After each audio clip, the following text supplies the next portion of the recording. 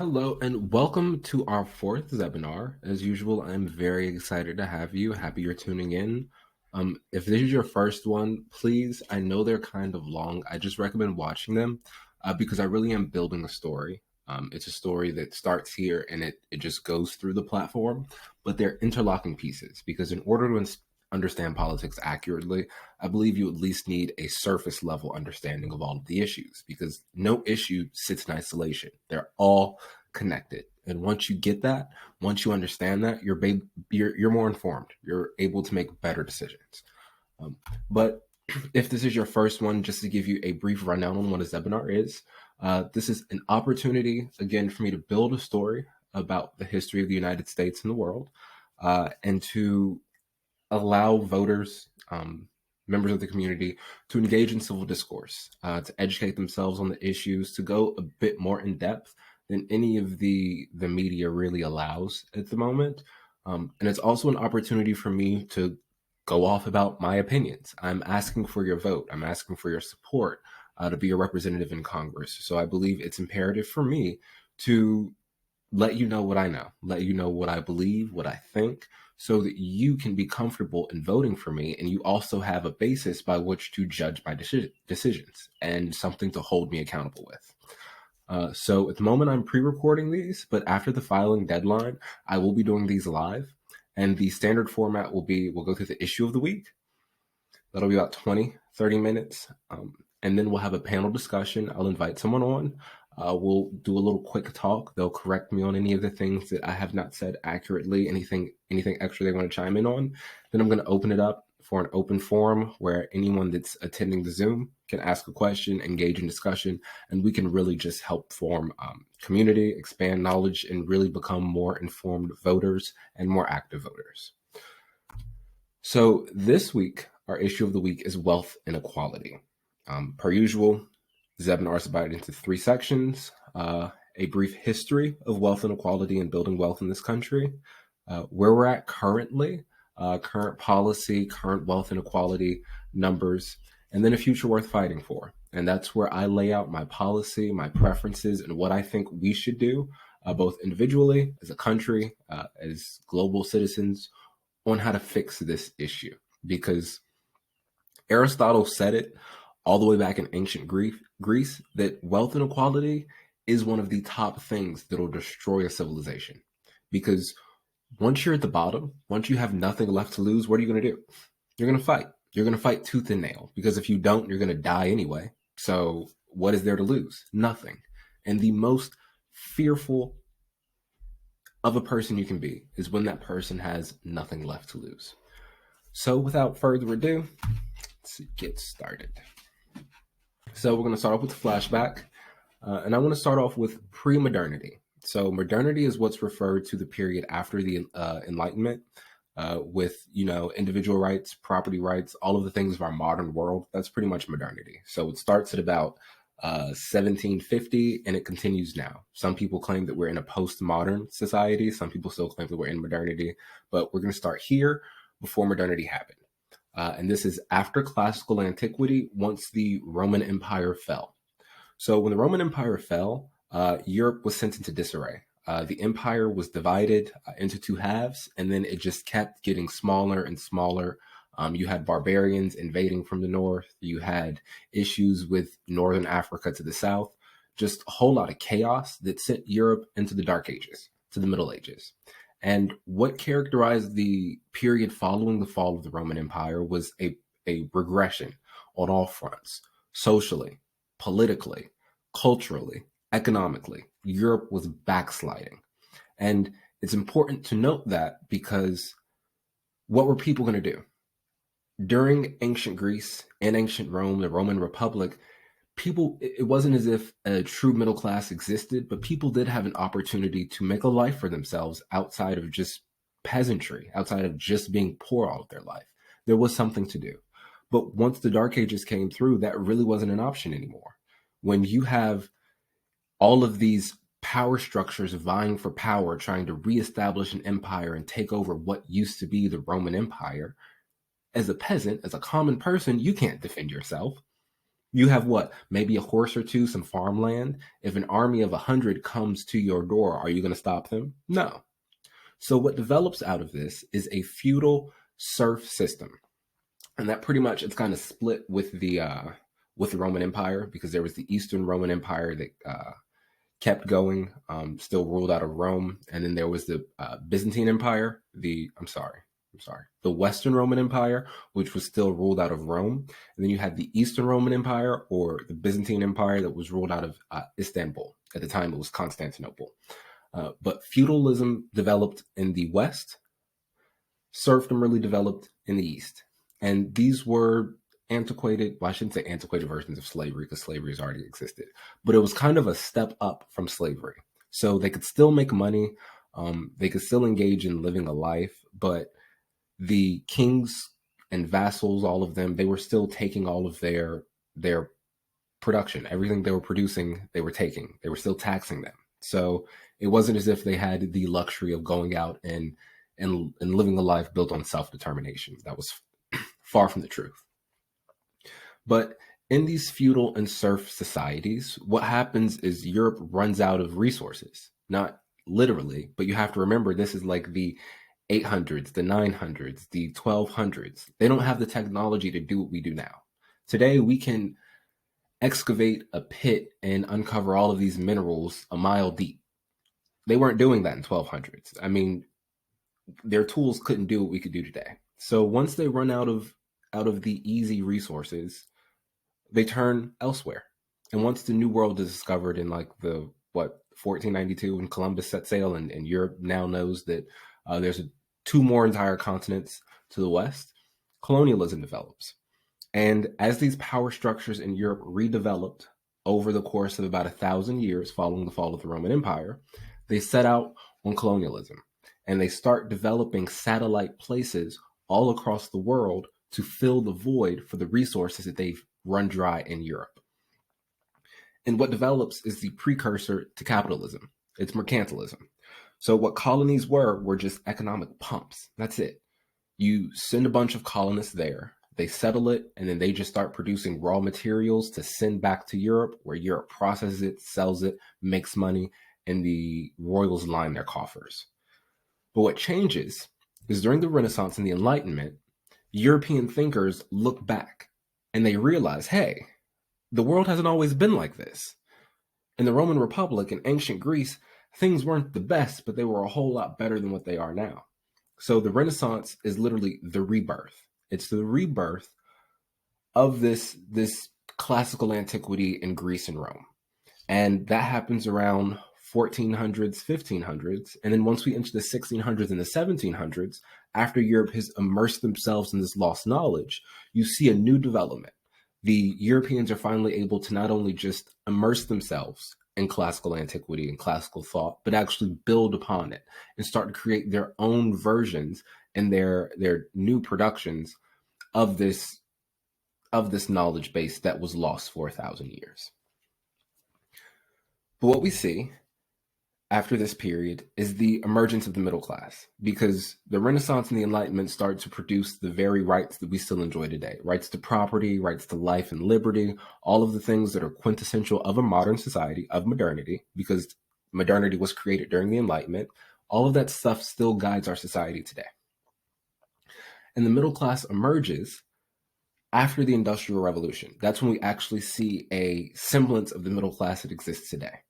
And this is why I recommend watching the Zebinars that came before this, because once you understand the history of education and how it was only left for royals and the well-connected religious people, you understand that following the Industrial Revolution, once education was opened up to more people, that's also the same time that the middle class starts to emerge. Again, all of these things line up with each other. They're not isolated issues.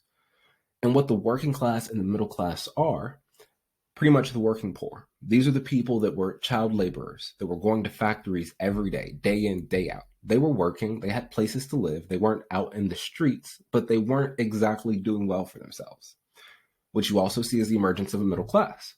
These are professionals, doctors, lawyers, professors, all of these people that they aren't quite rich. They're not a part of the aristocracy. They don't really have control over power, but they're doing a whole lot better than the people that are working in factories. They have an education, they have access, they have privilege. And that's reflective of what still exists today: the working poor, working class, and the middle class. Because when you think of blue collar jobs, we're talking about miners, farmers, people that do a lot of intensive work. They're not poor, they're not on the side of the street, they're not just working at a fast food restaurant as a low wage worker. They're doing more, but they don't exactly have the lifestyle of a white collar worker. And these are lawyers, doctors, stockbrokers, all of the people that work on Wall Street, lobbyists, all of these people that have more money, but again, they're not a part of the 1%. They're not a part of the top 10%. So the middle class emerges because of what happened following or immediately preceding and following World War II. So many people try to say that it was the World War II that got us out of the Great Depression, which is true. That provided a reason for us to up our economic output without worrying about who's getting what. But we have to acknowledge what the New Deal did, because industrial society existed for about 50, 60 years before World War II. So if industrial society existed, but a middle class really didn't until after the New Deal, then what changed? It was the New Deal.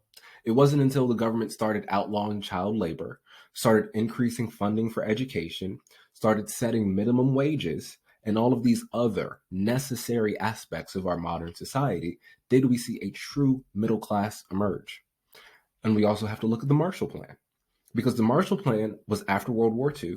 Europe was obliterated, and the United States funded the rebuilding of Europe. This gave people jobs. This gave them an opportunity to reindustrialize, to make more money. And it was during the 40s, the 50s, the 60s, with the GI Bills, all of these different government initiatives, that we saw a true middle class emerge. But things changed once we got to the digital revolution of the 80s, the 70s, the 80s. That's a period where the middle class begins to recede. So the golden age of the middle class, like most people know, the Make America Great Agains, was the 40s, 50s, 60s, the late 40s, 50s, 60s. And the 70s. That's what everyone wanted to go back to, because everything was so great back then. Not for Black people, but you know. And the thing about the digital revolution, the thing that changed from the 40s, 50s, 60s, 70s was the introduction of computing power and the ability to increase productivity with the same amount of work. It was a new source of wealth building.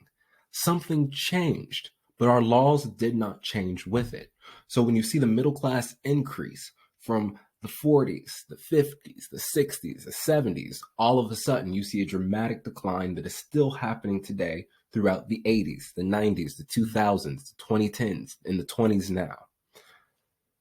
Now, before we continue, once we take all of this together, anthropologists, I don't know if that's what you would call them, sociologists, basically people that study civilization, they've developed this guide for what economic transition and development is. And pretty much it starts out in a period of raw materials, a primary economy. That's when you're just cutting down trees, you're growing crops, and and you're selling them. That's it. We can think about countries like Honduras or Bangladesh, countries in the global south, like we went over in the pandemic Zebinar, countries in the global south that aren't industrialized. They're just producing and shipping off raw materials. That's their economy. That was us in the pre-industrial society. During colonialism, again, we're just growing tobacco, growing cotton, cutting down trees, fishing, and just shipping it all back to England. Things change once you hit the... I'm sorry. 1 second. Okay, sorry about that. I'm back. So that begins to change when you develop from a primary economy to a secondary one. And that's once you get industrial stuff, manufacturing. That's what happens around the 1800s in the United States, where we're no longer producing just raw materials, but we're actually transforming those raw materials. And this is something that gave the North a leg up during the Civil War, because the South, relying on slave labor or chattel slavery, enslaving people, free labor, they weren't as advanced as the North that was manufacturing stuff. So when it came time to militarize the economy, the North could do it very well and the South could not. I mean, there's not much you can do when your entire economic output is just devoted to raw materials to ship off other places. So you can see how an economy grows and how it makes a country stronger. Once you hit the tertiary level, that's when you start developing services. So you can think of, again, lawyers, doctors, various professionals. That's where the middle class starts to emerge because you can only charge so much for a bushel of corn. But if you're an excellent lawyer, if you're the best doctor there is, if you're a great teacher, you can set your own prices. You can start to build your wealth more than a person that literally, when you're on raw materials, you can literally map out how much money you're going to make based on the amount of farmland you have, the number of seeds you have, and how many workers you have to work the land. It's very cut and dry. In those services, the quality, the rarity of the services offered is all going to determine the price at a different level. Once you get to the quaternary, fourth level of economic development, that's where we're still kind of at that. With the emergence of the digital economy, it's still up for debate for what exactly that quaternary economic development is. But in my opinion, it would be what you can do on the internet, what you can do with the digital technology. Think about all of the people that have side hustles on the internet, creating all types of things. It kind of takes a little bit of each of these stages of development and forms an amalgamation that is able to push you further into the future. But I just want to go over this because this is important for what wealth building really is, what's happening under the surface. So where are we now? Where are we at currently? It's interesting because we're at the decline of the middle class. Because first of all, the middle class is an industrial world phenomenon. It's not something that's happening in poorer countries. Poor countries in the global south don't have a middle class. You're either a part of the aristocracy and you're rich, or you're poor. That's pretty much it. They are where we were 200, 300 years ago now. So the middle class as an institution is only about 200 years old. As it exists today, is not that old. It's a product of modernity, something that emerged following the Enlightenment. And the issue with the decline of the middle class, as we talked about with the digital revolution, is that post-digital crunch, where in the same amount of period, you're able to put out 100 times the work that you're doing, just for comparison's sake. But your pay is no longer equaling your output. Your pay is still equaling the amount of time that you're working. But think about it. Think about Hidden Figures, a movie that takes place right here in District 3 in Hampton, Virginia. Katherine Johnson was working out all of these equations that helped get the United States into space by hand. Of course, they had some machines. They were huge computers that took up whole walls. But what changes in the 80s and 90s? We get digital computers. You just type that equation in and boom, you get it. You just saved 10, 20 days worth of work and you got it in a minute. But back then, you'd be paid for those 20 days of work. Today, you don't get really anything for that minute it took you to stick that equation in there. So where we're at is a widening wealth gap because the sources of wealth have changed and our laws have not kept up with it. In the 1800s, your source of wealth was your income or your liquid assets. It's what you had on hand. There really was no stocks that you could buy. They existed, but no rampant stocks that you were buying that were going up based on speculation because you had a new discovery and now everybody wants it. Think about, and I'll get to this once we get to the 2000s, but remember how Moderna's stock price shot up after it announced it had the vaccine in the early part of the pandemic. Zoom's stock prices shot up. Amazon's stock prices shot up. Tesla stock prices shot up. All of these things are becoming more wealth, but nothing is actually changing. So that's the 1800s. You had to have actual liquid assets. You had gold, you had silver, because once we got to the late 1800s, after the industrial era, and people started producing paper money, the United States started producing paper money that wasn't backed by all of the same things that it used to be, things started to change. So in the 1900s, you still see income as a major source of wealth, but it's also commodities. It's the stuff that you can produce. It's your cars, your different gadgets, your radios. All of these products of the industrial world now define wealth. Unlike before in the 1800s, where they would literally have rooms full of gold, you got a Porsche sitting outside. So yeah, you got wealth. It's sitting right there. You don't need gold. Maybe your car is made of some is iron or steel, things like that. It's not made of gold, but that car is still worth as much as gold. Again, because the industrial world is changing our relationships to wealth. That continues through the 1900s. But once we get to about 1980, again with the digital revolution, the emergence of venture capital happens. And this is a huge, huge issue because, like I said, with the stock prices, they're shooting up, but nothing's changing. They're calling Jeff Bezos, Elon Musk, the richest people in the world. But if you didn't know it, Tesla almost went bankrupt. Elon Musk, his wealth did not go down because nobody knew about it, but Tesla almost went bankrupt. Think about Trans Am in the 80s. Everybody loved it. It was doing big. It was doing big. And then boom, it disappeared. And that's the reality of venture capital, is that we refer to people's wealth on how much they're willing to pay for a company and not actually how much that company is worth. But then rich people can use that wealth, that speculated wealth, in order to get more resources. Because you can go to a bank and say, hey, I'll put 10 of my Tesla shares up as collateral for it, even though those shares really aren't worth anything. In reality, it's just because other people want them. I'll put that up 10 shares for collateral, and then you get $100,000 in a liquid loan. This is completely different from the wealth building that was occurring in the 1800s. This is drastically different. And it's why the widening wealth gap continues to increase, because a different game is now being played. We need a new deal. We need new federal standards on work, the relationships between workers, their productivity, and income. But before we get there, I want to talk about the void. And it's what I refer to as basically the opposite of trickle-down economics. Because Reagan professed that if the rich get rich, that money will trickle down. And that was just a blatant lie. What actually happens is once the rich get rich, that money enters a void. So think about conglomerates. Look at the products all around your house. And this is very easy to do in either your bathroom or your kitchen. If you go to your bathroom and you look at your toothpaste, your soap, your shampoo, if you're not a person who goes out of their way to find good brands and you kind of just buy the normal stuff, the everyday run-of-the-mill things, what you'll realize is that all of your products, even though they're different brands, are owned by the same conglomerates. So you're spending $100 a month in toiletries and it's going to the exact same company every time. And it just goes up and up and up and up. And that money never comes down. There's no need for that money to come down. There's no evidence of a trickle-down theory. And what actually is happening is a vertical vacuum.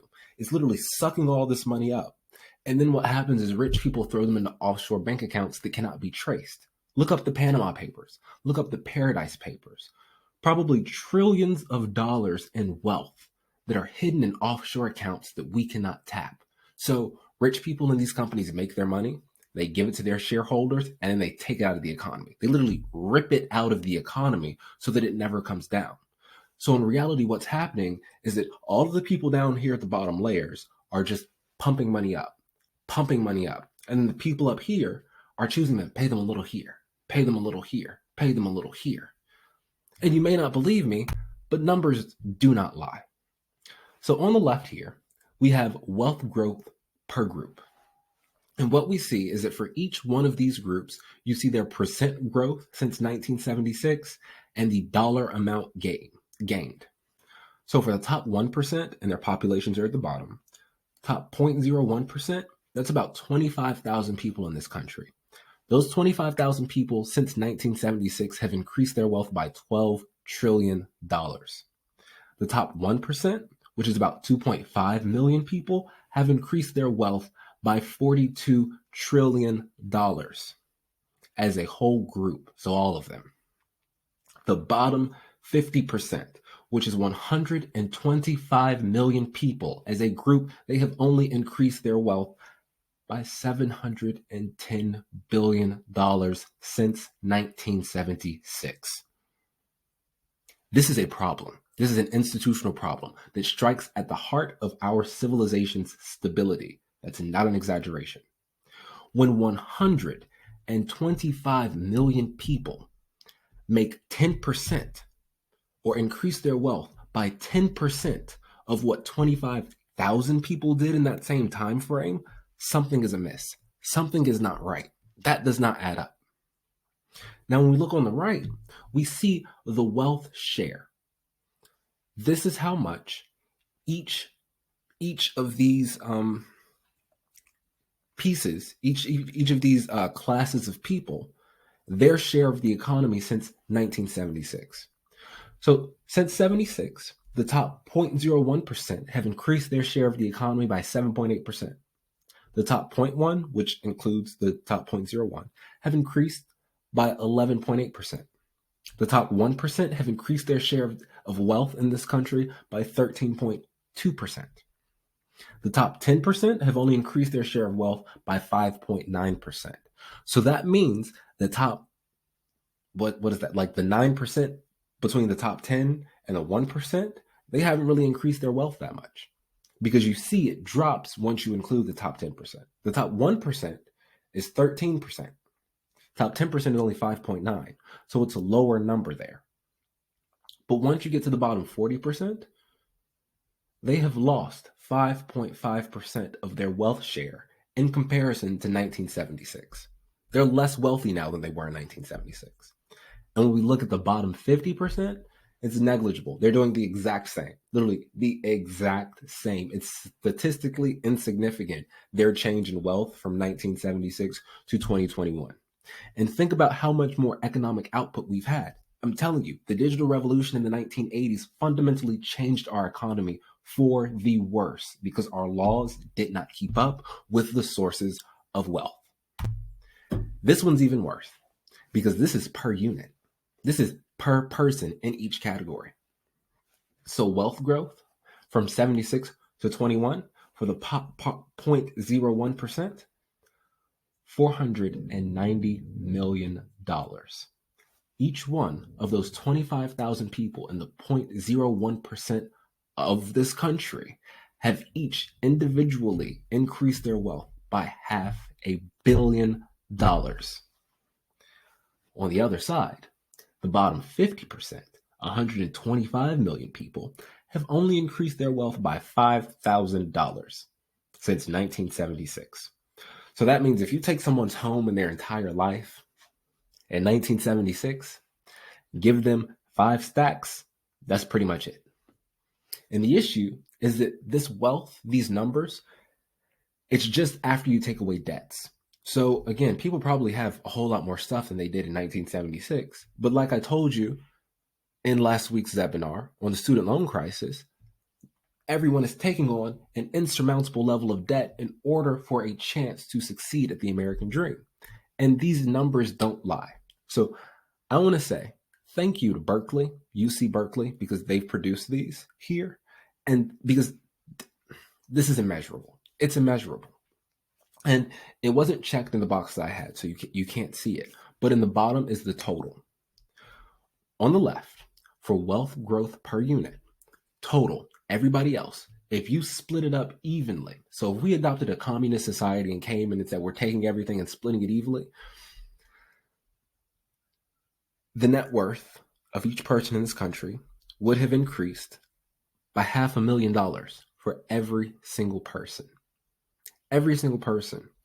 Look at that. The wealth gain for the middle 40% only increased by $250,000. What that means is that if we split wealth in this country equally, 90% of the country would get richer. Only 10% of the country would get poorer. Only 10%. Look, only 25 million people out of a country with 200 million workers, people above the age of 18. Only 25 million of them would get poorer if we split the wealth evenly. Now, I'm not a communist, so I wouldn't advocate for that. But knowing that says something is seriously amiss in our society, because that's not right. When the wealth in this country is so concentrated in the top 10% and the top 25 million people in this country, that if we took all of their wealth and split it evenly, everybody else would get richer, something's off. Something is off.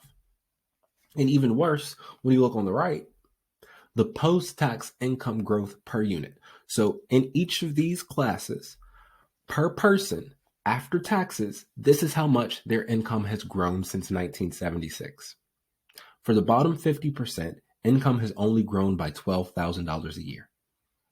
$12,000 a year. That's barely keeping up with inflation.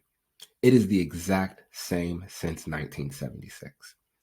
We have entered a period where this country is not producing, or this country is producing more wealth than at any period in human history.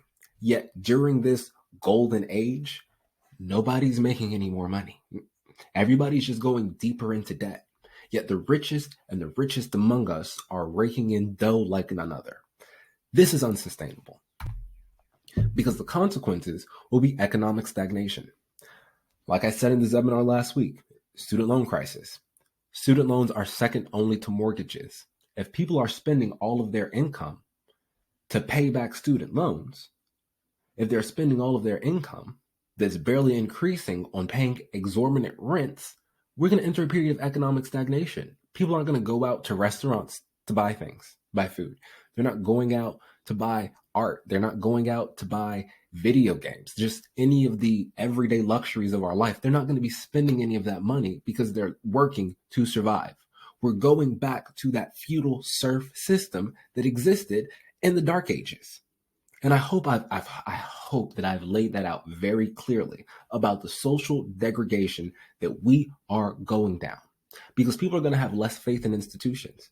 Like I told you at the beginning, Aristotle said it, and it was like 300 BC when he was alive. Anyway, he said it 3,000 years ago, that wealth inequality will rip a civilization into two. And we're seeing it. We are seeing it. It's happening before our eyes. The question is, what are we going to do about it? And I'll tell you what most people are doing about it. One, the progressives are doing a fight for 15, which is stupid. It's dumb. I'm sorry. You guys, your heart is in the right place, but this is the dumbest thing ever. And the inflation we're witnessing now is proof of it. Because the fight for 15 that was going on 4 years ago is not the fight for 15 that's happening right now. The value of that dollar has degraded. We should be fighting for a minimum wage that's based on inflation, and it's based on how much money a company is making.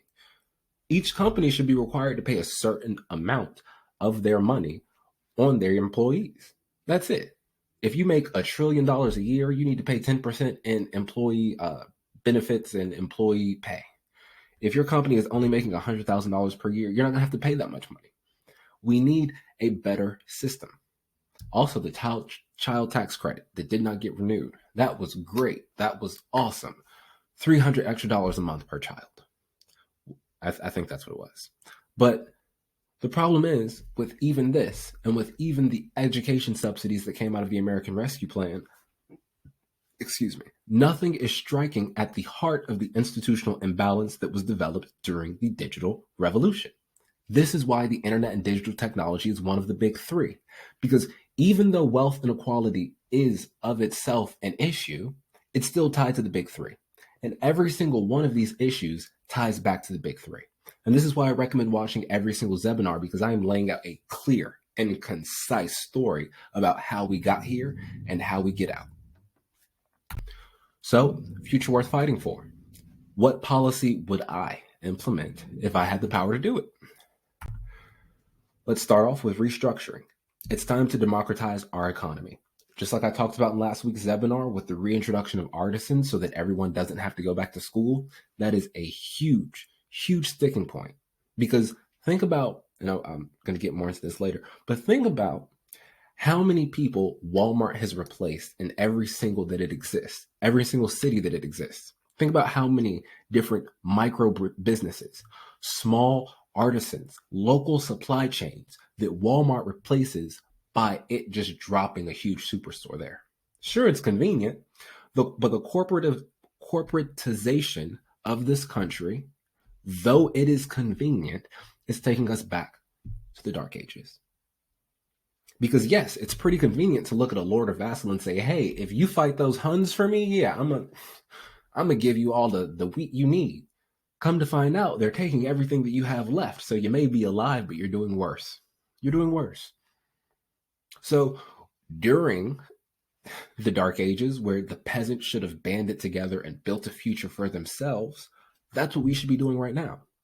We need to increase working class access to modern wealth builders. Look at what Robin Hood did with GameStop. They were trading and they realized Wall Street was engaging in illegal activity and they called their bluff. But what happened? Robin Hood, that claims to provide access to working class people with wealth building, cut it off. And if you haven't watched it, watch Jon Stewart's on Apple TV Pluses. He did a whole thing on the stock market. It explains it greatly. So I'm not even going to get into that. If you have access to Apple TV Plus, watch it. Highly recommend it. But also, the tax code. That is a huge part of the restructuring. The United States tax code is a powerful beast. Do I believe that it should be used to do all of the things that I'm advocating for right now? No, not at all. I don't think it should be. But while we're in this predicament, we have to use every lever of power that we have until we level the playing field. So what we need to do is put limits on wealth. Oh my God, that sounds horrible. But guess what? When you can't spend the money, why are you keeping it? Why? Because if someone in your town took all of your drinkable water and put it in a water tower and didn't let anybody else drink it and a drought came, I bet you break that tower down to drink it, wouldn't you? But somehow, some way, because it's money, it's okay. They made it. Remember what we're talking about with them not paying enough for the productivity that has been increased. They did not rightfully make all of this money that they have. They ripped people off and laws did not keep up with it. We're in another Gilded Age. Just like in the late 1800s, we're in another Gilded Age. Everything looks fine, but everyone's poor. Everyone's living paycheck to paycheck. This is not sustainable. So we need to adopt spillover economics, where when all of this money starts to exist in the void, it needs to automatically go back down to the bottom. Because of the corporatization of America, I hate using the word America, because of the corporatization of the United States, money is always going to go back up. You're always going to go back to Amazon, these big conglomerates, to buy your stuff again. Money is always going up. So if we take it from the top and force it back to the bottom, rich people are going to get it again anyway. You're going to get your money back. Just let us live. That's what it comes down to. Give us a fighting chance. Also, just because we also need to re-engage in trust busting, something else that was huge during the New Deal. Because what happened in the late 1800s, early 1900s, during that Gilded Age, the same thing that's happening now. These companies started buying up all their competitors, forming monopolies, running up prices, making it impossible to earn a living at all. These companies became too big to fail, just like during the Great Recession. You own so much of the economy that if your single company makes bad decisions, everybody else suffers. And Janelle Monáe, she says it. I forget what song it is. It's in the playlist for this campaign. But she says something along the lines of, the joy never seems to go around, but the pain is always equal. And that's what it's like with these companies that engage in vertical and horizontal supply integration, like Amazon. Jeff Bezos, you're making enough money to send your ass to space. Yet, if Amazon failed, I bet we would all feel it. We're not all going to space. No. But if Amazon fails, we're all going to feel that economic impact. Something is not right with that, because I should not share your horrible business making decisions, Jeff Bezos. Not saying that you are making horrible business decisions. Don't agree with you the way you're spending your money, but I'm not saying Amazon's going to fail. I'm just saying in the event that Amazon did fail, we would feel the repercussions. But Amazon's success is not felt by us. Also, looking at these conglomerates, like I said, if you haven't yet, after this video, go through all of the products in your bathroom and look at them. Not the brand that's on the top, not the big one, but on the back, beside the barcode, the actual company that distributes it. And you'll realize most of these are all owned by the same people. Go to your kitchen, look through all of your cereal. You'll realize the cereal aisle, even though it's so big, it's only produced by like 2 different people. The chicken, our meat, is produced like 3 different people. There's no competition in our capitalist system, which is destroying our economy. And again, how many small businesses could replace Walmart if you take that out? Think about an economy where you go to one neighbor and they're making t-shirts. You go to another neighbor and they're making socks for everyone in the neighborhood. You go to another person, they're making cups for everyone in the neighborhood. They're making plates and silverware for everyone in the neighborhood. We need to have an economy where locally we take care of ourselves. That's not to say that we don't want any parts. That's not to say we don't want any Walmarts at all, but they should not form the basis of our economy. They can't form the basis of our economy because it's not sustainable. Just because it's worked for the past 40 years does not mean it's going to work for the next 40. In addition to that, locally sourcing and locally building our supply chains is great for the environment because we're not shipping things from China, from Bangladesh, from India, from Mexico, from wherever here. We're sourcing the materials, we're building it by hand, we're not using huge machines, and we're giving it to our neighbors. Whole lot less carbon is used to do that than the huge corporate machines that we're using right now. And again, maybe it's more expensive. So what? The money's staying in your community. You're giving your money to your neighbors. You're not giving your money to the void because those are your options. You can give your money to the people around you or you can give your money to the void. And we've already seen when you give it to the void, you're not getting it back. Lastly, cultural progress is going to be a huge thing because with the digital revolution, with the introduction of social media and instant gratification and that Instagram perfect life, everybody is chasing that fast game. Everybody wants to make money. Everybody wants to be a billionaire. And we genuinely need to start talking with each other, to have conversations with each other and say, hey, this is not sustainable. This is not the life that you want to live. They may show you that it looks cool, but it's not. And we need to peel back that curtain, to look under the rug, to look behind the curtain, to open the door and realize what's actually going on here because it's sick. Our culture is sick. And again, why want something that you can never use? Why? Jeff Bezos, Elon Musk, they can never spend all of the wealth that they have. Again, back to this wealth being imaginary, but they can never spend it. So why keep it? Why not engage in a spillover economy? Once you hit a certain amount, that money is automatically spent on social goods. Again, we can put that in the tax code. We can say the wealth tax that Elizabeth Warren is proposing, this money is only spent for X, Y, and Z. We can tie that together. We can do it. We have to be forward community thinking about these things. So on a final note, I just want to leave it at the fact that we live in abundance. We live in abundance. There is so much to go around. But just because we live in abundance does not mean that we live in a society where hoarding of wealth, of resources, of all of these things that make life possible. Just because we live in abundance does not mean we live in a society where hoarding can be useful. It's never useful. Take what you need, leave the rest for everyone else. I like to tell myself, if every person made sure everyone around them had a meal at the end of the day, made sure every person ate at the end of the day, no one would go hungry if every single person made sure they cared for everybody else. But if we only make sure that we eat every day, someone's going to go hungry. Someone must go hungry. Someone will go hungry under that scenario.